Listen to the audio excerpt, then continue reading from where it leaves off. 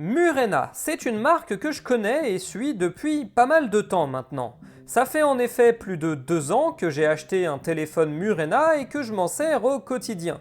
Murena, pour rappel, c'est une marque soutenue par une fondation, et non une entreprise, dont le but est de proposer une alternative libre et respectueuse de la vie privée à Android de Google et à iOS d'Apple. Leur système d'exploitation, iOS, ambitionne de proposer exactement les mêmes services que Google et Apple, mais sans toutes les problématiques vis-à-vis de la vie privée et de l'écosystème fermé qui vous emprisonne à l'intérieur de ces applications. J'avais fait une première vidéo dessus il y a quelques mois pour donner mon avis sur le système. Je vous avais dit que globalement il n'était pas encore prêt pour le grand public, mais que c'était normal parce que c'était une bêta et qu'il manquait plus grand chose. J'en étais consciente quand j'avais acheté mon téléphone et ça ne m'empêchait pas de l'utiliser au quotidien sans trop de problèmes, mais voilà, fallait quand même le savoir. Sauf que depuis, les choses ont pas mal bougé. En effet, depuis ma vidéo, Murena a annoncé puis sorti la version 1.0 de son système. Depuis juin 2022, iOS est sorti de sa version bêta et Murena en a profité pour annoncer son propre téléphone, le Murena One, un smartphone de début milieu de gamme destiné aux portefeuilles qui n'avaient pas les moyens d'acheter un Fairphone de plus en plus cher, mais qui voulaient quand même un téléphone neuf. En ce qui me concerne, j'avais accueilli la nouvelle de la 1.0 avec un mélange d'optimisme et de scepticisme. D'un côté, ça me faisait plaisir de les voir passer à la vitesse supérieure, et de l'autre, je pouvais pas m'empêcher de me demander si le système serait vraiment prêt. Et j'aurais bien aimé être de la fête quand la version 1.0 est sortie en juin 2022, sauf que j'ai alors eu la mauvaise surprise de découvrir que mon téléphone ne pouvait pas être mis à jour. Moi je l'avais un peu mauvaise, mais j'ai été rassuré de voir qu'une migration vers iOS 1.0 était bien prévue par Murena pour le Fairphone 3, mais que ça nécessitait du temps à préparer parce que c'était plus compliqué. Du coup, moi, je me suis dit, bon, pas grave, ça prend plus de temps, c'est une petite équipe, ça va venir. Et début novembre, l'équipe a discrètement annoncé que la mise à jour n'arriverait jamais parce qu'elle s'était révélée impossible à faire techniquement pour le Fairphone 3 et que du coup, il fallait faire la migration manuellement avec un ordinateur. Voilà, mon téléphone était obsolète alors que je l'avais depuis 2 ans seulement. Donc oui, je vous avoue que quand j'ai vu ça, j'ai été un peu énervé. Alors je conçois tout à fait que Murena soit une petite équipe et que certaines choses ne soient juste pas possibles à faire techniquement, mais leur communication autour du sujet a été proche du néant et j'ai dû aller farfouiller sur leur forum pour obtenir ces informations. Et du coup, est-ce que ce genre de problème ne risque pas de se reproduire? Est-ce que je peux attendre de Murena un support long terme sans avoir à réinitialiser mon téléphone tous les 2 ans pour bénéficier des dernières nouveautés? Alors après, plein de gens utilisent des téléphones dont le système n'est plus supporté. Dites-vous que j'ai eu un collègue dont le téléphone était un BlackBerry vieux de je ne sais pas combien d'années et quand BlackBerry a totalement fermé ses services, rendant le téléphone inutilisable, il a acheté un Windows Phone. Et en soi, moi, ne pas avoir les dernières nouveautés, ça ne me dérange pas forcément tant que je peux utiliser le téléphone. Le risque, il est surtout dans la sécurité, parce qu'un téléphone qui utilise un système obsolète est logiquement plus facile à attaquer. Mais le souci avec cette histoire, il réside surtout dans la communication. Il n'y a pas eu de communication. Là, il y a encore des usagers comme moi qui se demandent pourquoi ça fait des mois qu'ils reçoivent plus de mise à jour. Et je rappelle que bon, quand on achète un Fairphone, c'est pour le garder plusieurs années, pas 2 ans et ensuite poubelle. Bon, bref, du coup, ayant compris qu'il n'y aurait pas de mise à jour, je l'ai faite moi-même avec l'installateur facile de Murena. J'en avais déjà parlé dans ma dernière vidéo, il flèche bien le parcours pour nous permettre de faire la mise à jour facilement. Après, clairement, je ne vois jamais quelqu'un qui n'est pas familier des manips faire ça, d'autant plus que l'une des étapes m'a fait passer par le site de Fairphone dont les instructions sont en anglais. Mais bon, ça reste quand même relativement simple et je suis vite arrivé sur la version 1.6 du coup. Lors de ma dernière vidéo, on était aux alentours de la bêta 0.20 et je vous avais dit que pour moi, c'était pas encore utilisable par le grand public parce qu'il y avait encore quelques bugs, quelques chemins de traverse à emprunter et qui nécessitaient de s'y connaître un minimum. Alors bon, maintenant ça fait plusieurs mois qu'on est sorti de la version bêta de Murena et il y a eu 6 nouvelles mises à jour depuis, ce qui signifie que maintenant, en théorie, le système est parfaitement utilisable par un utilisateur lambda, sans bug, sans chemin de traverse comme avant. Alors on va voir si les soucis de Murena ont été corrigés. Donc déjà pour commencer, Murena pour rappel est basé sur attendez 2 secondes.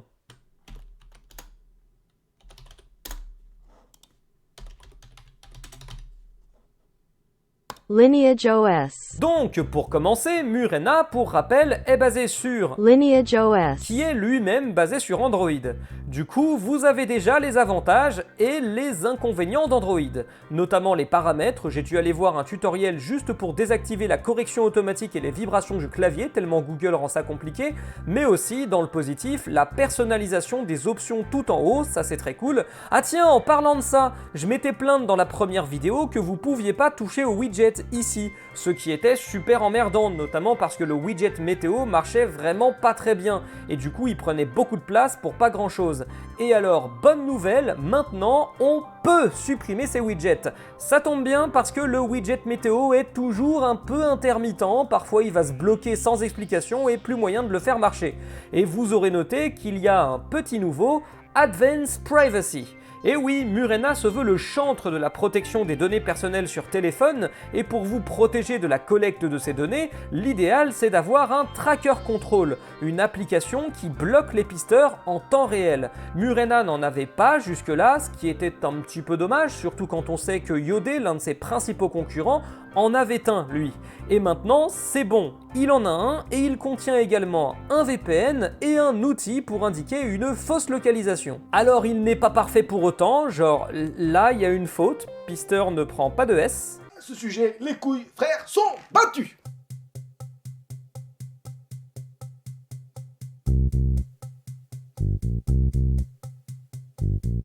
Un deuxième truc qui m'avait embêté pendant la bêta dans l'interface, c'est le fait qu'on ne pouvait pas désactiver les applications de base. Comme souvent, Murena propose un petit groupe d'applications de base que vous ne pouvez pas désinstaller.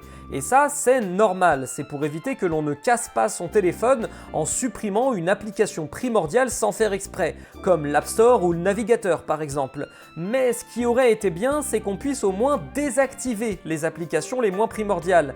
Il n'y en avait que 2 qu'on ne pouvait pas désactiver à ma connaissance, Music et Maps, et les autres non, ce qui fait que je me tapais certaines applis comme Mail qui restaient dans le menu pour rien alors que je l'utilisais pas. Et alors, il y a du mieux. On peut désactiver certains trucs, Maps, musique, contact, calendrier, dictaphone et c'est tout. Et du coup, je continue à me taper Mail pour rien dans mon menu. Et ça, c'est dommage.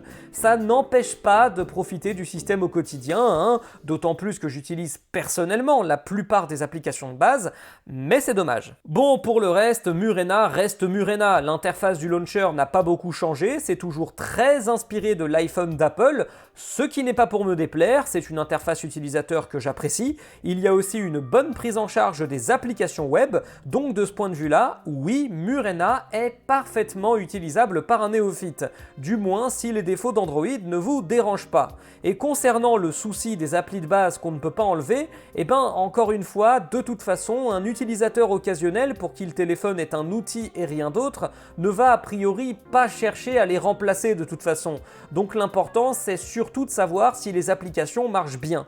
Et si vous vous souvenez, j'avais des choses à redire sur les applications de base, que j'avais classées entre celles qui marchaient bien, celles qui marchaient mais avec des soucis, et celles qui marchaient pas. Alors, on va rapidement évacuer ce qui n'a pas ou peu évolué. Calculatrice et contact n'ont pas changé du tout, mais en même temps, il n'y avait rien à changer. Fichier a une meilleure tête qu'avant, mais rien de fondamental dans le fonctionnement. En même temps, elle était déjà plutôt bien. L'enregistreur ne fait plus que de l'audio, mais c'est juste parce que maintenant la vidéo est ici par défaut. L'horloge m'a accueilli avec une demande d'autorisation chelou en anglais, ça c'est pas ouf, mais sinon pas de changement. Browser est toujours très bien avec son bloqueur de pub par défaut, il n'y a toujours pas de synchronisation et c'est un peu dommage, du coup j'ai mis Falcon, compatible avec la synchronisation Firefox à la place, mais j'utilise Browser pour les applications web. Musique n'a pas non plus changé à ma connaissance, seul souci toujours, on ne peut pas aller directement regarder les dossiers des musiques, raison pour laquelle j'utilise VLC, Et enfin, Maps, ou plutôt Magic Earth, est toujours la meilleure alternative à Google Maps. Paris s'appelle enfin Paris et plus Lutèce, et ça fait un bon moment que je l'utilise sans rencontrer le moindre problème, donc super. Tâche est aussi identique, un peu dommage parce que je le redis, l'agencement des options est bordélique, mais après ça reste utilisable, donc c'est pas un drame du tout. Plus emmerdant par contre, impossible de désactiver les notifications de l'application, ce qui est super relou parce que du coup, tous les jours à minuit, je reçois toutes les tâches du lendemain en notif alors que j'en ai pas besoin. Et je comprends d'autant moins ça qu'avant, c'était possible de les désactiver. Plus emmerdant encore, l'appli Note a toujours le même problème, vous ne pouvez pas l'utiliser si vous n'avez pas de compte, que ce soit un compte Murena ou tout autre compte compatible avec Nextcloud, la technologie utilisée ici. Du coup, si vous commencez sur Murena mais que vous n'avez pas de compte et que vous ne voulez pas créer de compte parce que, soyons fous, vous n'en avez pas besoin, eh bah, vous pouvez rien faire à part installer une autre application de notes. Je persiste à dire que c'est quelque chose de con. Apparemment, ça devrait finir par arriver dans les prochaines versions. Quand, aucune idée, mais de toute façon, ça n'a pas tant d'importance parce que ça aurait dû être possible en juin dernier, quand la version 1.0 est sortie, pas un an après. Le fait que le téléphone fonctionne moins bien si on ne veut pas se créer de compte, c'est le genre de chose qui ne surprendra personne de la part de Google ou d'Apple, mais justement, on attend de Murena qu'il fasse mieux sur ce point-là. Donc voilà, dans ce qui n'a pas changé, mon seul gros reproche, c'est que le problème de notes soit toujours là alors que ça fait longtemps qu'on râle sur ce sujet. Maintenant, on va pouvoir parler de ce qui s'est amélioré depuis la bêta, et je vais pouvoir arrêter de gnognoter parce qu'il y a eu une tonne d'améliorations vraiment importantes. Message, pour commencer, gère désormais les envois groupés, ce qui pouvait être un gros manque pour certaines personnes. J'avais vu cette critique revenir plusieurs fois, mais maintenant, vous pouvez le faire, donc c'est un problème réglé. Et j'avais rien à redire à l'appli en dehors de ça. Agenda a reçu une mise à jour bienvenue de son interface qui met les trucs les plus importants en premier et relègue le reste en bas. C'est beaucoup mieux comme ça. Je me plaignais que l'appli Tâches n'avait pas changé sur cet aspect, mais là, au moins, c'est mieux. Grosse amélioration aussi du côté de caméra qui est enfin utilisable sur mon Fairphone. Je vous l'avais dit la dernière fois, mais avec le Fairphone 3, l'appareil photo donnait par défaut des images dégueulasses dont les couleurs étaient complètement saturées et avec en prime un temps super long pour le rendu. Et le problème a été corrigé, désormais l'appli fonctionne et donne des photos de bonne qualité, ce qui est une excellente nouvelle. Et en prime, un autre manque a été comblé, désormais vous pouvez interagir avec les images que vous venez de prendre dans leur aperçu. Avant, en effet, si vous alliez voir l'aperçu de l'image, vous ne pouviez presque rien faire, même pas la supprimer. Maintenant, la galerie permet de le faire, ce qui fait que je n'ai plus besoin d'utiliser une autre appli pour ça. Et la grosse amélioration qui a été apportée par la version 1.0, celle qui était attendue car elle devait résoudre le plus gros problème de Murena, c'était la refonte complète de leur App Store. Désormais appelé App Lounge, il s'agit maintenant d'un vrai miroir du Play Store pour les applications propriétaires et de F-Droid pour les applications libres. La grosse différence avec avant, c'est que maintenant vous avez accès à toutes les applications du Play Store, incluant les applications bancaires dont l'absence avait été beaucoup critiquée par les utilisateurs et incluant aussi les applications payantes.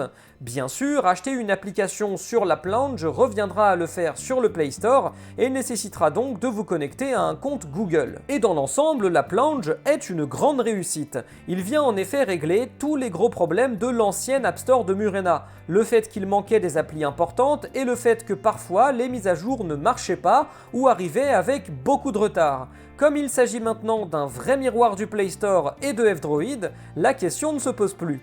Et du coup, vous n'avez plus besoin de garder l'Aurora Store dans un coin pour mettre à jour les applications officielles. En fait, l'App Lounge, c'est l'App Store ultime de l'écosystème Android. Vous avez toutes les applications du Play Store, les applications d'Android et une collection d'applications web avec pour la majorité d'entre elles un indicateur de respect de la vie privée sous la forme d'une note sur 10. Mais, parce qu'il y a un mais, et même si c'est un reproche qui n'a aucune influence sur le fonctionnement même de l'appli, les conditions d'utilisation sont uniquement en anglais. Et ça la fout mal quand on vous demande de les accepter avant d'utiliser l'application. D'autant plus que Murena est une boîte française, du coup ça paraît assez bizarre qu'il n'y ait pas au moins du français. Alors vous allez me dire, qu'est-ce qu'on s'en fout? Personne les lit de toute façon. Eh bah figurez-vous que non, on s'en fout pas. Parce que c'est dans ces conditions d'utilisation que Murena précise les dispositions légales de l'utilisation de l'app Lounge par rapport à Google. Pourquoi? Eh bien parce que Google peut tout à fait se réserver le droit, un beau jour, de bannir votre compte Google juste parce qu'ils ont décidé que l'utilisation du Play Store par l'intermédiaire de l'app Lounge violait leurs conditions d'utilisation à eux. En fait, là le souci, c'est que Murena n'avertit pas au préalable, ou en tout cas vraiment très peu, l'utilisateur de ce risque. Et dans la mesure où Murena a pour but affiché de proposer une troisième voie entre Google et Apple, c'est pas un risque à prendre à la légère. Parce que pour le moment, Murena a quelques dizaines de milliers d'utilisateurs, donc c'est une dose homéopathique par rapport aux milliards d'utilisateurs d'Android. Mais imaginons que pour une raison X, Murena commence à vraiment bien prendre, et commence à grappiller, par exemple, 1 ou 2% de part de marché, au point où Google commencerait à s'en inquiéter. Je pense pas qu'ils se priveront à ce moment-là pour bannir sans vergogne tous les comptes Google qui auront eu l'outrecuidance d'utiliser l'app Lounge. Lors de ma première vidéo sur Murena, je m'étais déjà posé la question, est-ce que Murena est utilisable au quotidien par un utilisateur lambda? Et à l'époque, j'avais dit non, mais on est franchement pas loin. Et à l'époque, Murena avait l'excuse de la bêta. C'était normal que le système soit pas encore prêt, il était encore en phase de rodage. Aujourd'hui, Murena est sorti de la bêta et propose même désormais son propre téléphone, le Murena One, avec son système installé dessus. Du coup, je repose la question, maintenant qu'il n'a plus d'excuses, est-ce que Murena est utilisable au quotidien par un utilisateur lambda? Et la réponse, c'est oui. Oui, maintenant, Murena est tout à fait utilisable au quotidien par un utilisateur lambda et peut parfaitement remplacer Android. Alors certes, il y a toujours quelques soucis, mais la différence avec avant, c'est que les soucis sont largement surmontables par Monsieur Tout-le-Monde. La différence avec avant, c'est que vous n'avez plus besoin d'emprunter des chemins de traverse pour faire tout tenir correctement. Dites-vous qu'à l'époque où j'ai commencé à utiliser Murena, il y a 2 ans, j'avais remplacé la quasi-totalité des applications de base, et souvent c'était parce que l'application de base avait des bugs. L'application de photo avait un rendu atroce, le gestionnaire de fichiers buguait au moindre copier-coller, l'agenda avait des glitches, Magic Earth choisissait quand elle décidait de bien marcher, l'App Store était super, mais fallait avoir un deuxième App Store à côté pour pallier ses manques. Bref, il y avait plein de bonnes idées, mais c'était pas totalement au point. Un énorme travail a été accompli entre-temps par l'équipe de Murena et tous les problèmes dont je viens de vous parler ont disparu aujourd'hui.